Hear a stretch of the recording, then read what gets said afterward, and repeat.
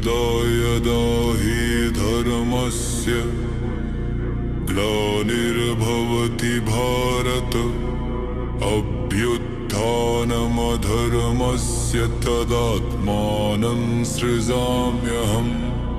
बहुत समय पहले सत्य युग और त्रेता युग के बीच पृथ्वी के गर्भ से एक ऐसा असुर जन्मा जिसने देवताओं तक के हृदय में भय भर दिया। उसका नाम था नरकासुर। नरकासुर की माता थी भूदेवी, पृथ्वी माता, और पिता स्वयं विष्णु का वराह अवतार।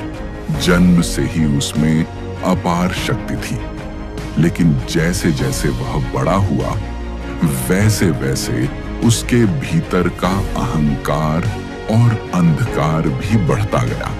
नरकासुर ने तपस्या करके भगवान ब्रह्मा से वरदान पाया कि कोई भी देवता या पुरुष उसका वध नहीं कर सकेगा। केवल उसकी माता ही उसकी मृत्यु का कारण बन सकती है। वरदान पाकर नरकासुर अहंकारी हो गया।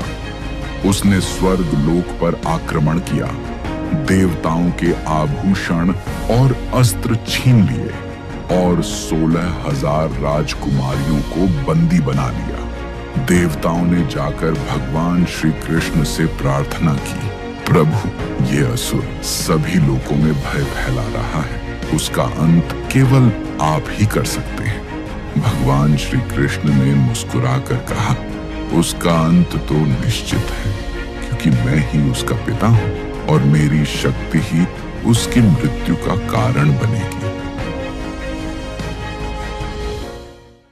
जैसे ही कृष्ण का रथ नरकासुर के किले के समीप पहुंचा, बादल छा गए, धरती कांपने लगी और चारों दिशाओं में रक्तिम बिजली चमक उठी। नरकासुर ने अपनी मायावी सेना भेजी। कृष्ण ने सुदर्शन चक्र से उन्हें भस्म कर दिया। फिर स्वयं नरकासुर आया। उसकी आंखें अंगार की तरह जल रही थीं। उस समय कृष्ण ने कहा, नरकासुर, तेरी माता ही तेरे अंत का कारण बनेगी।